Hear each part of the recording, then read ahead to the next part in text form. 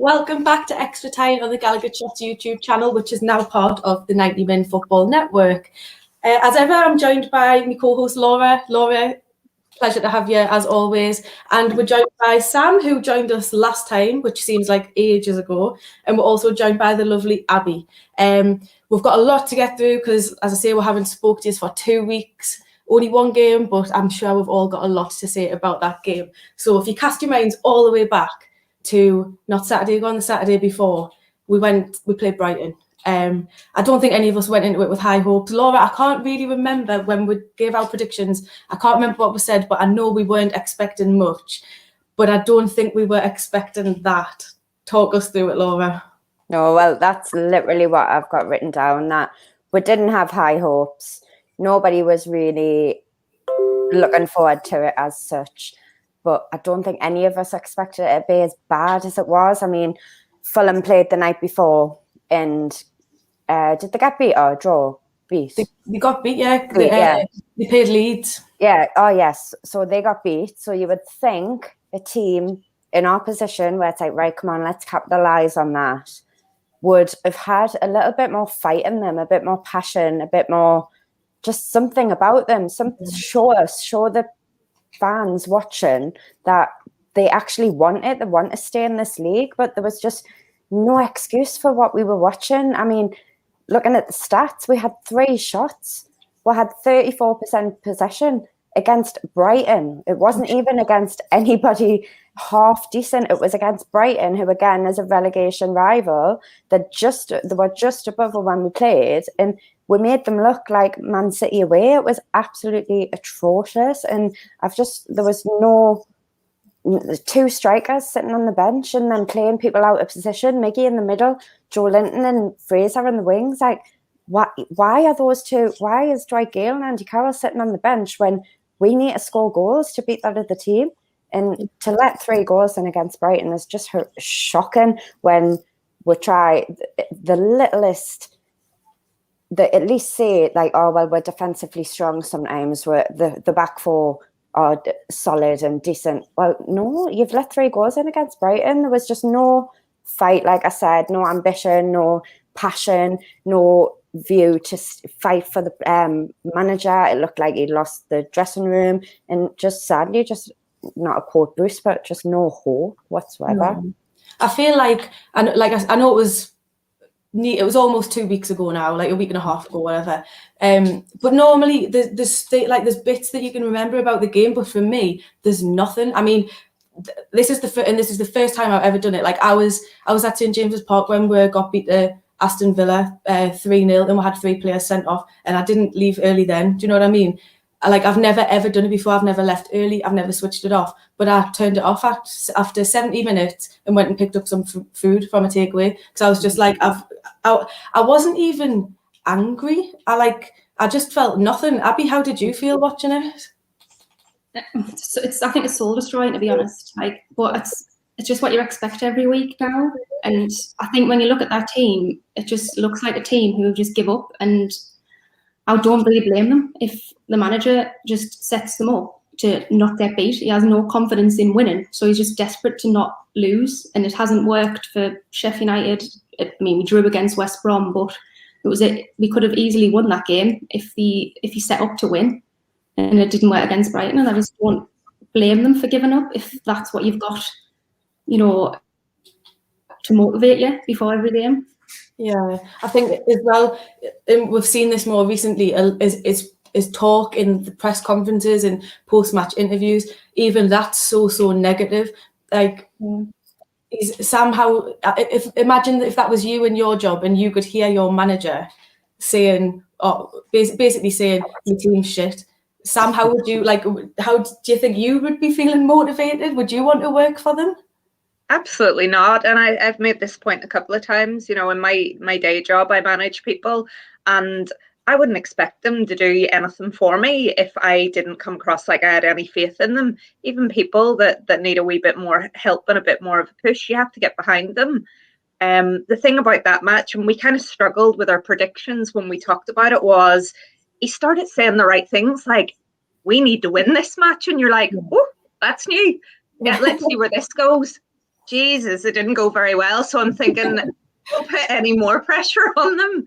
So yeah, he said it was a must-win game, and it was probably one of the worst performances that I've seen. And you know, there's a real rivalry in terms of worst performances at the minute, because you know he's playing his favourites in the wrong position. He hasn't given players a chance. You know, more and more rumours coming out of discontent about the way he makes decisions, and you know the players that aren't playing. So it was an awful performance. The body language was terrible. But as you rightly say, if you're looking at Steve Bruce to be your leader, you're not going to get anything. And you know, unfortunately for us, we're in the middle of a power struggle between the manager and the owner, because all either of them care about is money. Yeah. And we're the ones that are suffering at the end of the day. So yeah, it doesn't inspire you, but it was a really pathetic performance. And then, you know, it's been 2 weeks since, and you look at the next game and you think, what's really going to have changed? Yeah, no, I totally agree. I think it's interesting that, like you just touched on there, he said it was a must-win game, but like, and obviously, so we didn't win it. What was going to be the consequences of that? Because he didn't lose his job, and I can't imagine that he's going to drop any players based on a performance. Like I would put me money on, if every player was available to play on Sunday, he would just play the same starting lineup again. So when he says must win or what? We didn't win. It's been, we haven't played because it's been the international break, and we've had a few players playing for their respective countries. Ryan Fraser scored. I don't know if anyone saw the game or the goal. I haven't seen it. I was watching Line of Duty, and I think the timing, apparently when Ryan in Line of Duty came into this shot, apparently that's when Ryan Fraser scored. No way. All of Twitter, it was like Ryan, but no one knew. Like, we're talking about Ryan Fraser. I was talking about I haven't seen it. Has anyone seen it? No. Yeah, I saw the goal. It was a good goal. It was from outside the box. He doesn't get the opportunity to get those positions, and I'm pretty certain he wasn't playing as a split striker for Scotland. Yeah. So, but it was well taken, and I just wish, you know, a lot of our players would get anywhere near the box to even have a shot. Yeah, I mean, it just goes to show what can happen if you're playing with the right players and with the right tactics under the right manager. I think a few of them are in action tonight, maybe right now. I'm not too sure, but I know Jamal Lewis, Kieran Clark, Jeff Hendrick, Emil Kraft, and Dubravka have all played some part. I think Kraft played 6 minutes, but I think all of them at some point over the last week or so have played some part in the international break. But yes, so off the back of the Brighton game, this is going to lead us into our main topic for the episode. Off the back of the Brighton game, you would expect that a team in a relegation battle who's just come off a 3-0 defeat against a relegation rival, who I would say as well, the news broke, another Craig Hope exclusive, that they were getting 6 days off out of the next 9. And I know this has been probably talked about on every show, every podcast. I know they mentioned it when they were chatting to Ryan Taylor the other night. Steve Bruce is famous for giving days off, as I'm sure everyone knows. But 6 days in 9, off the back of that result, when we're in the position that we're in, Laura, how did you feel when that news broke? Because I think the reaction on Twitter and everywhere else just spoke for itself. How did you feel? It's just laughable, isn't it? I mean, if you had a performance like that against Brighton, and it was a must-win game, and you had that perfect opportunity, you had however many days to change the system, like he said he didn't have time for the other day, change the system, practice, that word practice that I'm not too sure Steve Bruce knows, tactics, again, not too sure he knows that word either. Just go in, and even if they didn't, because obviously not all the players were there, but even just get the senior players in, who, like Lascelles, captain, get them in and have a meeting, like break the game down, talk about it, talk about what went wrong, just have meetings and training sessions and just discuss what's going wrong and try and at least sort it out. But to give that many days off, I mean, what is it going to achieve? Like, I'm not too sure what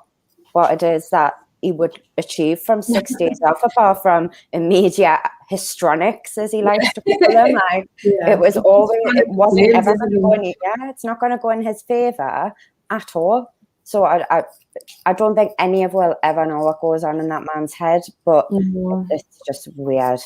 We've got a comment from Alan there saying, where is the plan for the club under Bruce? Which I think, Alan, I think we've tried to answer that every single week and we've got nowhere. Abby, have you got an answer for that? Have you got any idea what the plan is? Give us some insight.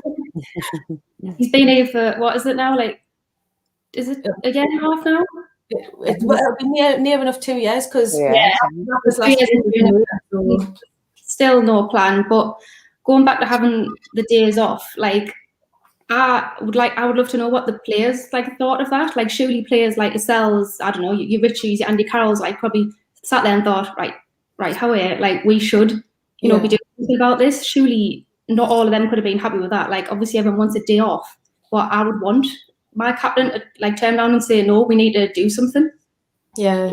And I think that's the state of the club that we're in, though, that they don't really like Bruce, they don't want to play for him. So if your manager, who you don't really like, is giving you 6 days off, you think, buzzing, not bothered, don't care. Whereas a team, say, like Fulham, for example, who are really trying hard and they've got a manager that they respect and who's coming out and saying the right things, and if he gives them a few days off, they'd be like, no, come on, like, we want to go in, we want to do better, we want to play fair, we want to practice, we want to get better. Whereas I don't think our players really give a shit, and like we said earlier, who can blame them, because they've got him at the top who doesn't have a clue and doesn't give a shit either. It's like a vicious cycle, isn't it? And I think I think it was the Ryan Taylor video the other night when it was live. Yeah, it was the live one, and someone had commented in saying a lazy manager will lead to lazy players, and I think that's absolutely bang on. Like, if he's not going to motivate them and they're still picking up the 30, 40, 50 grand at the end of the week, they're not going to be arsed, are they? I think as well, I read that there's a lack of relegation clauses in the contract, so they're pretty much free. If we go down, they can just jump ship. And I mean, I don't think there'll be, not many of them would probably be bought by a Premier League club, let's not lie, but they're going to be bought by someone who's better, in a better position than Newcastle United, because I think if we go down, we're just going to carry on going down. Sam, how do you feel about it? Yeah, I mean, the days off, you're kind of just scratching your head, and it all comes down to the fact that Steve Bruce is detached. The man wants to be sacked. You've got all these claims of unrest. You've got, the whole Matt Ritchie situation kicked off because Bruce didn't come out and speak to him himself. He got all the Steves to do it. And then there was more rumours that came out that said that that's actually one of the things that's really frustrating them, is that, if a player's getting dropped from the team, he gets somebody else to tell them. So he doesn't show any respect. You don't show someone respect, you don't deserve to get it back. And that's the status of the club at the minute. And, if there is such a breakdown in relations, as was said, you get 6 days off, no problem. We joke about it, that the cricket's back, and that's probably why Steve Bruce isn't interested in taking training. But I actually think that might be right. He's not interested. There was a rumour that Emil Kraft didn't play in the last game against Brighton because he wanted to leave for international duty early. Like, we're in a relegation battle, and you've got all these wee rumours and stuff about ASM. I don't think there's any control over the squad. And, again, the rumours were that the team fully expected him to be sacked because the performance at Brighton was so bad. Some would maybe wonder whether that's why the performance was so dire, that there were certain players that thought that would be the end outcome, and it didn't happen. So then you're kind of stuck in this limbo where now the narrative coming out is everyone's going to, pull together. It's like, well, what have you been doing for the last 29 games? Yeah. It's a shambles. So I don't expect much to change. The one thing about the training is, it took us 18 months to find a system that, sort of works, but it's not working because we don't have the right players. And it's like, right, well, what could we do with the players we do have? Well, we could train them on another system. It's like, no, we can't change the system. Heaven forbid. So let's have 6 days off, hope the players rest, and we can get back into that system again. It's wild. It's embarrassing for a Premier League club. It is embarrassing. Embarrassing is exactly the right word. It is. It's like when more stories just keep breaking, and you're like, oh my god, is that actually happening? Like it is mortifying. But yeah, so we wondered obviously me and Laura decided, well, if they're going to have time off, we're going to have time off as well. And in that time, we wondered what were the players getting up to. So last night on Twitter, we launched a little hashtag, on the Gallowgateshots account, and it was a social experiment. See if we could get it trending, and we did. And by some amazing way, it was trending #1 in Newcastle last night. So we started the hashtag NUFC holiday camp to try and decipher what's everyone been up to, if they were at the camp, if they were on holiday together, what have they been getting up to on holiday. And we had a ridiculous response and an absolutely hilarious response as well. So we've got some of the tweets that came in, and we're going to go through those now, and then I'll go to the girls and ask them their favourites, go to the comments, see if we've got any more. But we'll start off with this one. So from Magpie247, Steve Bruce and the team start singing on the karaoke. He brings Andy Carroll in for his solo with 23 seconds of the song left, which, I mean, it's perfect, really. He'd probably bring him in right one. There's no words left. There's no words left to be sung, but he'll hand him the microphone. And that'll be done with it. The next one that we've got is from Jack. After a long, apologies if you're listening on audio here, because some of them do have pictures, and they will need pictures to make sense. After a long day of no training, the lads convene in a luxury jacuzzi to relax. And then it's a picture, for those who are listening on audio, it's a picture of the Newcastle players in a paddling pool outside of a very, very posh hotel. We've got from Key Bolton, Ryan Fraser is unable to participate in the limbo as he can just walk under the bar at all times, which I thought was brilliant. And also and me and Laura are quite short, we're quite little, so I think we would be able to do that. I can relate to that as well. If Ryan Fraser ever wants to play limbo, just give us a shout. From lovely Delphine, with panic in the camp after Shelby collapses, 2 puffs into blown up his Lilo. I mean, if you've watched any of the last, any games this season, really, you'll notice that we absolutely were blown out of our arses after about 15 minutes. So that probably happens when Shelby's away with his family, to be fair. Training, probably. Yeah. We've got this one, which, if you've watched the Ryan Taylor one, he was asked about Colo's party because he wasn't actually in any of the pictures when this all went viral years ago. And it actually turned out Ryan wasn't invited to the party, even though he lived opposite. So this one's a call back to an earlier episode. And Ryan Taylor lives opposite, but he still hasn't had an invite to the holiday camp, which makes me feel very sorry for Ryan. From Shane Saunders, after a heavy night on the sauce, Steve Bruce has dusted himself down and is ready to roll up the sleeves and go at it again. I like that one. I did as well. I wish I could do that on a hangover, but I can't. I really suffer. And I probably need... I'm all right. I need Steve Bruce when I'm on a hangover to come and motivate us and dust myself down. From NCL Daniel, Bruce is putting all the inflatables at one end of the pool, despite Jones' advice that they can put some up the other end as well. But, so honestly, some of them were brilliant. We had so many, but we would honestly be here all night if we went through them all. The next one we've got is from Plastic Geordie. The squad had to put the tent up 3 times due to Matt Ritchie going around and kicking the tent poles out, which, again, you can totally imagine. I know, Laura, you had one about Matt Ritchie as well, didn't you? He's the annoying one in the pool who's doing like all the cannonballs and the splashing and calling everyone a coward who doesn't nick a Jaeger at 8 o'clock in the morning. Definitely. Alan Huffer said there's no golf on site due to a mole infestation. I like that. I wonder who that could be. Graham Dougal said, Greg Hope is banned from the holiday camp after leaving several bad reviews on TripAdvisor. And we've also got Magic Muto said, the two lads have to be rescued by the lifeguards as they struggle badly to cope in a full-size swimming pool, having been used to a paddling pool only at the training ground, which relates nicely to the other one, which we had earlier from Jack.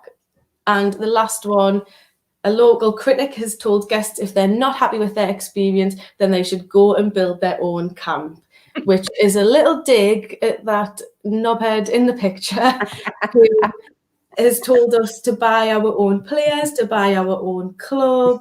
I mean, what do they think we are? Were they because I seen that? Was that a recent comment? Because I know when Rafa was here, he said for us to put. Was it for Rafa to put his own money in his pocket? Has he now come out recently again and said we should? It was earlier this week. I don't know if it was when he was. I don't know if he's been hosting on an international game or something, but it was earlier this week. So he's basically said, if we want rid, put our hands in our pockets and get the money ourselves. And what the asking price of the club was like 300 million. 300 million, yeah. So I mean, if we start a GoFundMe tonight, I'll post a link later on. We should be there by the morning. Definitely. I mean, what an absolutely. Let's talk about this actually, because it's absolutely infuriating. Abby, did you read? Did you see the comments? Did you hear about what he said? I didn't this time. I did when he said it about Rafa. I just think he's a prick. Like he's just, he actually is like a lot of like. So many people just have this opinion of our fans. Like, yeah, we do have some dickheads for fans. Everyone does, but like the majority of us all just want the same thing. We don't expect to be in the Champions League. We don't expect to win trophies every season. We just want to have a tiny bit of hope. And why is that such a bad thing? Like that's Rafa give us. Like I wasn't over the moon when we got relegated under Rafa, but I was obviously still hopeful because we had that. But this now there's absolutely no hope. So how is it a bad thing that we want better? I don't understand. I think it's worth noting that Rio Ferdinand is on Mike Ashley's payroll. Like he does I don't know if he's designed a page or he does something for Sports Direct. And I think you find when people like him and pundits do come out and say they're defending Bruce or Ashley, it's always for one reason, and it's because they've got something to do with them, whether that's like the friends or the work with them or what have you. But anyone who's got no ties to them tends to be on our side.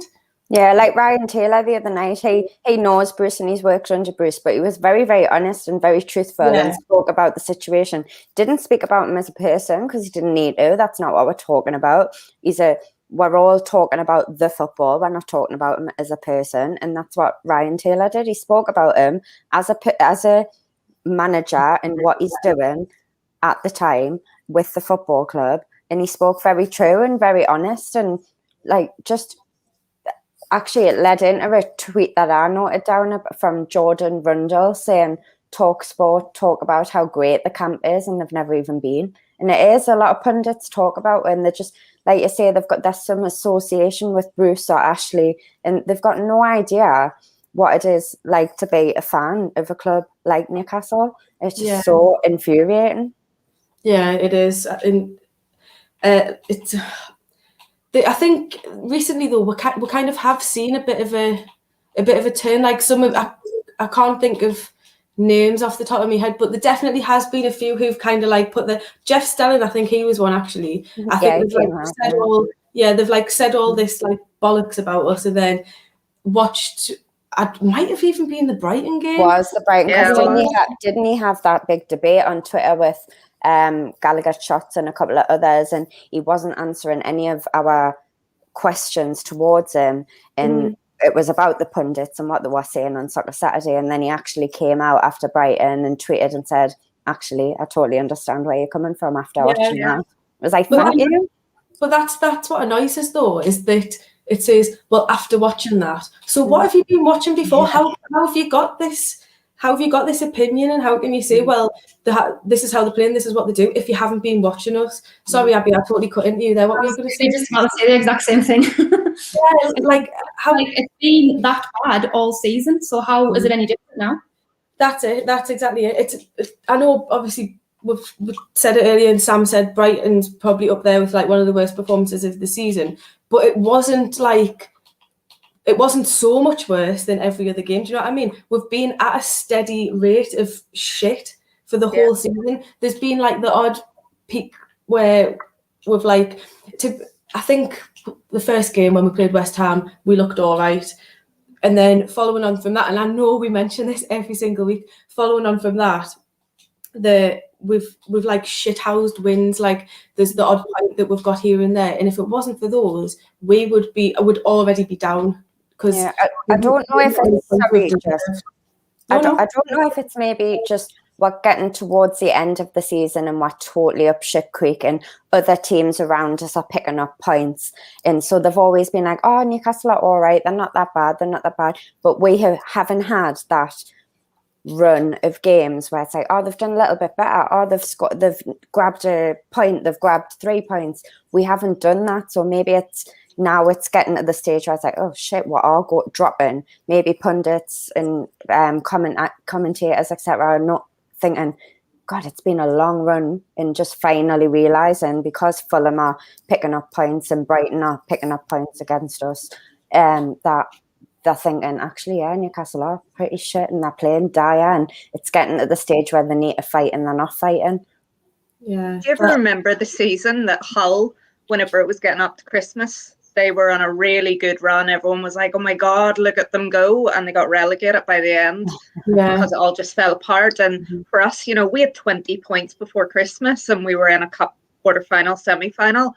How many more points do we have now? Because it has fallen off a cliff. So we did actually, if you're going to have a run, you want it to be the other way around, the way that Sunderland just shithouse staying in the Premier League season after season, because they did it at the end. You know, the pundits were like, what are you complaining about? You're 5 points off 4th position and you're this and you're that. And you're like, wait and see what happens. This is not sustainable. It's not going to happen.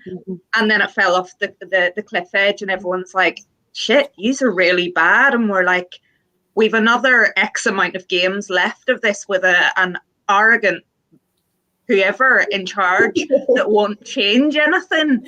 And, you know, so it's as frustrating that you're like, we've been telling you this is what we've been saying, we're the ones caught in the middle of it while, you know, you come to your senses, but what are you actually doing to support us?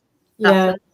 I think, like, if you got all of our fixtures from this season and all the results and you thought about every game, honestly, how many points would we have actually deserved?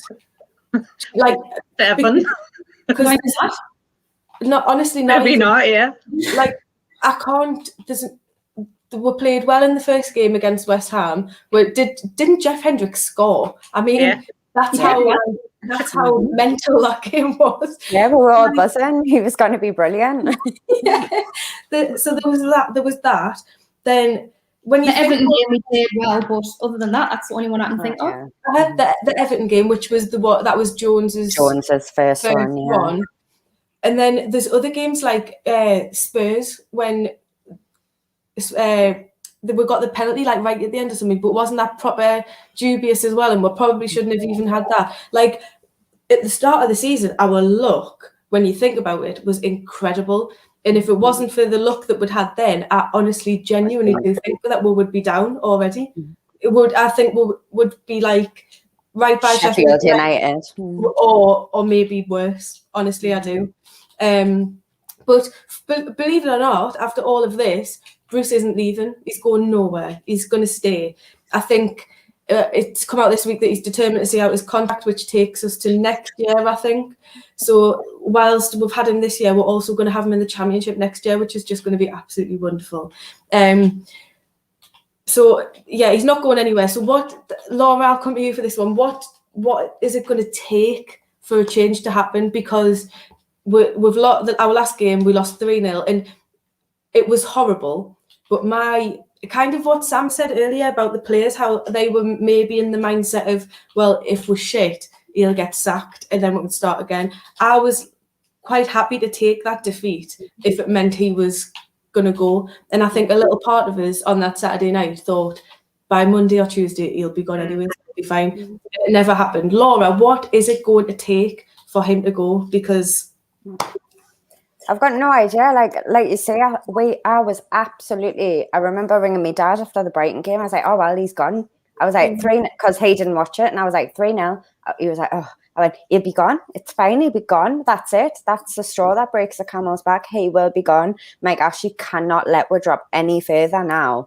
And I mean, didn't Decker have 50 quid on it? I think it there that he was going to be gone the next day. And we were discussing doing a podcast that week. And I remember Chris just keeps saying, just give it a couple of days, he'll be gone. And then we can do a podcast about it. Give it a couple, and it just didn't happen. And it's like, what is it going to take? I mean, McLaren was sacked by now, wasn't he?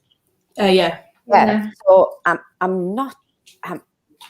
I know this is a bit shit for a podcast, but I don't know what to say because I really don't know.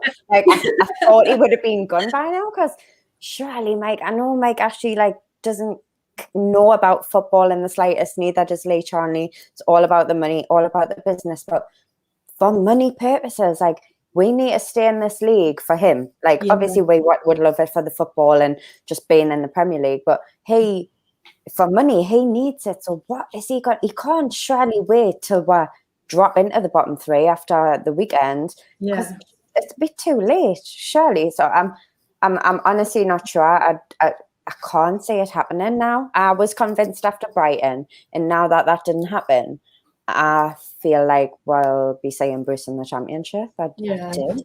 Abby, do you feel like it's kind of a battle of the stubborn, and both of them are just too stubborn to pull the trigger, basically? Like Bruce is too stubborn to walk and quit, and Ashley's too stubborn to sack him. Because either way, if Bruce walks, that's it. If Ashley sacks him, he has to pay him off. So do you think that it's just a case of the pair of them just being too stubborn? Probably, but Bruce obviously wants his payout, because what job is he going to walk into if he leaves here? I can't see. He's not really in demand, is he? So I can't really see him going to another club. And Mike Ashley's just the type of person where he doesn't want to give him the satisfaction of giving them the money. He'd rather reward. But surely, like Laura said, as a businessman, you've got to say you're going to lose an absolute fortune. Surely someone's in his ear saying, right, Mike, this is serious now. It's going to happen again. I don't understand how he thinks it's going to be okay.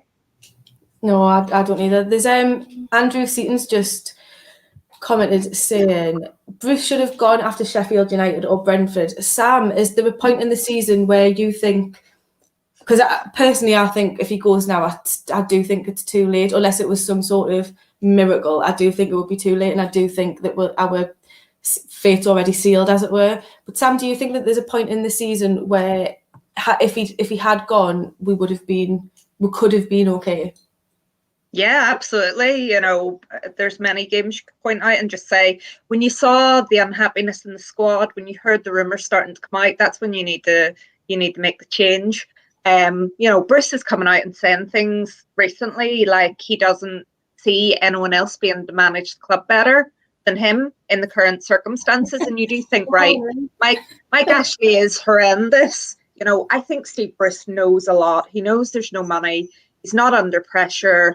And in that way, it would be difficult for someone else to come in. But to be so arrogant as to stay in a job, I think the only way he would go, there are only two things. One, if a club actively wants him, which is what happened with Pardew, because Mike Ashley didn't sack Alan Pardew, and that man looked so ill.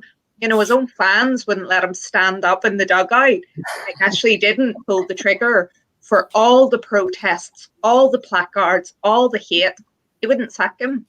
So two things, either a health issue, because the man is getting more and more red.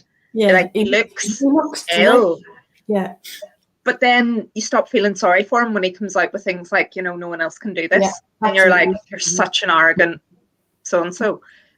So someone actively pursuing him, but honestly, if he leaves Newcastle, I would see him retiring, because I think he's been found out. He is lower Championship at best. We'll always come back to it. The Aston Villa fans couldn't wait to get rid of him. They gave him a fortune and he couldn't get them up. So, what really is his purpose? What's his style? He's not progressive enough for a Premier League club, and he, even a top level Championship club. So I think he is hoping to get his payoff and retire. Yeah, the only thing I would hope is if he's not going to go, he's still there when the fans go in, because like you said against Pardew, I remember that, and I think I've said it on the podcast before.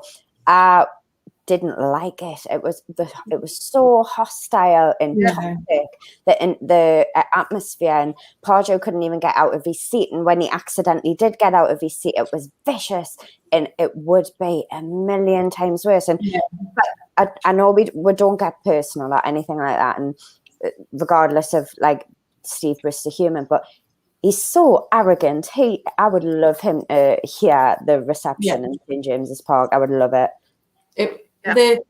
Not only that though, like obviously everyone's pissed off anyway, but that's going to be an entire year of pissed off to be unleashed. Do you know what I mean? And if that's all let out, like you say, Pardew got it bad, but it would be a million times worse, because it's the sheer frustration of the now, but it's that whole build up in the fact that what's happened, like since fans have been allowed in the ground over a year ago, what's happened since then? You've got to think there's like all the pissed off people about the takeover, and then there's the pissed off people because Bruce, like the results, and then, do you know, it would just be absolutely horrendous.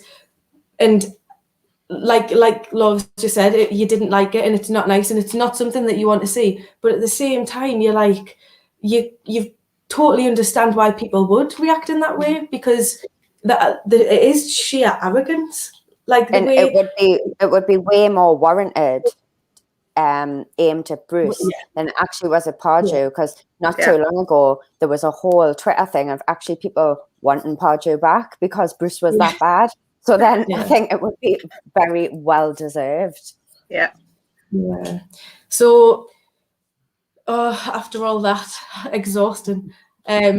Sunday we go to Spurs come to us. Actually, not that it makes a difference, because I've just said we're still not allowed in the grounds, hopefully soon. Spurs come to us on Sunday, 2:00. I don't know. I saw something. To be honest, I've avoided football while we've not had to deal with it. I've just kind of avoided it. There was some article in the Chronicle the other day. I'm assuming Spurs are missing some sort of big player, because it was hope. They were like putting hope on Newcastle. Could this mean? No, it couldn't, because we're obviously going to get absolutely hammered. Abby, I'll come to you. How are you feeling about the game on Sunday? Are you going to watch? Do you really want to spoil your Easter? I didn't know it was Sunday, and I didn't know it was kick-off. Well, obviously I'm going to watch, but I'm just going to probably sit and fume for 90 minutes. I have a feeling though that it's going to be one of those games where Spurs just can't score, and we might nick it. And I don't think we're going to do anything to mean we deserve that. Yeah, I think it'll be typical. And like then back to how we were at the start of the season. What you're all worried about? Like, you've just been scared. Oh God! I can just see it now. Oh my God. So yeah, Spurs aren't exactly in form at the minute. We couldn't capitalise on Fulham getting beat, so I can't see we're going to capitalise on Spurs not being in form. Sam, do you think, is there any chance that we could possibly nick anything at all on Sunday? Who knows? I mean, my brother's a Spurs fan, and we usually watch the games together, and he dislikes Jose as much as I dislike Bruce. We'll do a swap. Tell him we'll do a swap. Yes, you know, it could be one of these. We got the 1-1 draw out of nothing. You ever remember the game where Tim Krul made like 13 saves? I watched that with my brother, and we won 1-0, and he was like seething at me like it was personally my fault that Tim Krul had a world-class game. But I just don't see that passion. It'll be interesting to see if he tries to get ASM on the bench. You know, I think he's trying to get Callum Wilson a training game this week. Will he try and put him on the bench? If he goes with what he did against Brighton, it's just going to be another lethargic, boring. You know, he's going to try not to concede. You know, this player that Spurs are going to be missing, it's their left back. So, I mean, it's not Harry Kane at this stage. So I just can't see anything. I don't look at any game from now until the end of the season and think that we can win it because of what we did against Brighton. And I just worry that there's this inevitability that at some point Fulham are going to go above us in the table, and that's just going to be that. So I can't see it. I'd love to be proved wrong, but I think it'll be a 2-3-0 Spurs win. Yeah. Well, we play at 2:00 on Sunday, and then Fulham play Villa straight after. Laura, do you think results will go our way on Sunday, or do you think Mourinho might want to give us a little helping hand? Well, think so. Mourinho struggles at St James's Park normally, doesn't he? Like, as a rule, over all the games, if you added them all up, he does struggle. I think, didn't Joe Linton score against Spurs once a couple of years ago, maybe? So first game. It was his first game. And it was Easter. I think it could be. It was bank holiday. It was bank holiday. It was bank holiday. So it's a bank holiday. I think, I know I'm clutching at straws, but I'm just trying to think of like omens. But no. Harry Kane scored tonight. Like you say, if it was Harry Kane or Son who they were missing, but no, I cannot really say it. I think Spurs are a dodgy team, and I think that are quite unpredictable. Not as unpredictable as we are sometimes, but I do think, like Sam said, if we can't do it against Brighton, surely we're not going to do it against Spurs. And it's not one of the games I've looked at where it is. I've wrote down must win, but then when I've reflected, I'm like, we're not going to win. So what's the point in saying must win? Like Burnley and the things like that, they're the ones that you pray that you can put in a decent performance and a bit hard graft. And I mean, I'm hoping to see a bit more fight and a bit more passion and a bit more plan and maybe a bit more organisation. But in terms of end result, I'm not optimistic. No, they're going to be well rested, aren't they? Seeing as though they've done absolutely no for the last 2 weeks. But surely that's got a negative effect. I mean, I didn't go to the gym for 3 days. Like their fitness, but I think you can tell our fitness levels aren't up to what the rest of the league are, because, like I said earlier, we look like we're blown out of our arses after like half an hour. Like we look absolutely knackered. And in the odd off game that we have had, like the odd good spell, it's been 20 minutes, and then you say we're absolutely knackered and we can't do anymore. Yeah, that's it. And I mean, like we say, given 6 days off out of 9 isn't going to improve that. It's going to make it worse. But yes, so I'll quickly come around and get some predictions. I'm going to think Laura's way of thinking and think, right, we've got Spurs on a bank holiday again. The last time that happened, Joe Linton scored and we won. That I honestly think I'm still a bit hungover from that day. It was unbelievable. A repeat of that would be incredible. Fingers crossed. Abby, I'm going to come to you first. What's your score prediction for Sunday? We're going to nick it 1-0. Oh, I like it. Sam, what we're saying? Bring us back. I really want that prediction, but I think it'll be 2-0 Spurs. 2-0 Spurs. And Laura, what are you saying? I think a really dull game. Josie's going to play the dull Spurs, and I think they'll nick it 1-0. So, right, okay. So we've got us nicking it 1-0, they're nicking it 1-0. Sam thinks they'll win 2-0. I'm going to say 0-0 draw. I think it'll be really boring. And I think I'd probably take that, I mean, in fact, I definitely would take that. I would definitely take that. I would take absolutely anything. But yes, we'll be back next week to discuss whatever happens on Sunday. Hopefully we'll be in a good mood, but every time we say that, we'll come back and we're really disappointed. So I'm not going to hold my breath. But thanks so much to everyone that's been watching, everyone that's been sending in comments. Sorry that this is my first ever one hosting a live on my own and trying to keep up with the comments and stuff. I've not done very well, but your comments are there and we'll go back and we'll look through them. But yes, thank you so much. Thank you so much to Abby and to Sam for joining us. Thank you so much to Laura for being my brilliant co-host as ever. And we'll be back next week. Don't forget to like, share and subscribe to the Gallowgateshots YouTube channel. We'll see you later.